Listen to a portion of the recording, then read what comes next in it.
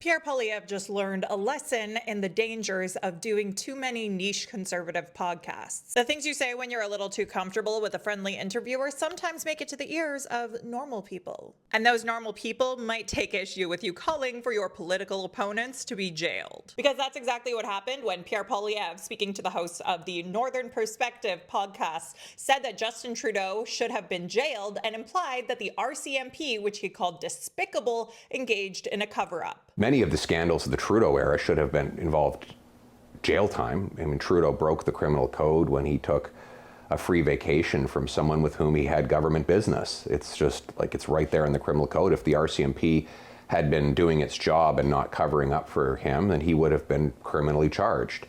And again, he probably violated the criminal code in the SNC-Lavalin scandal.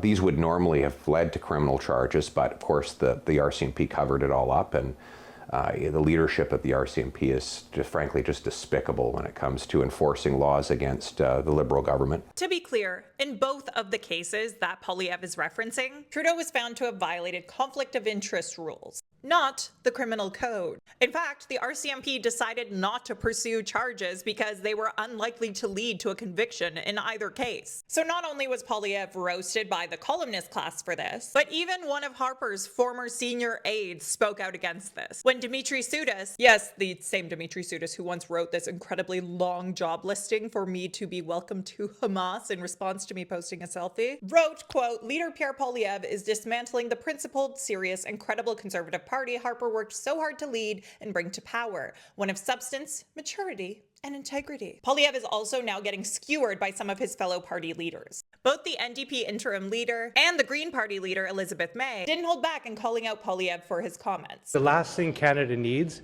is the disturbing kind of rhetoric that we hear from south of the border.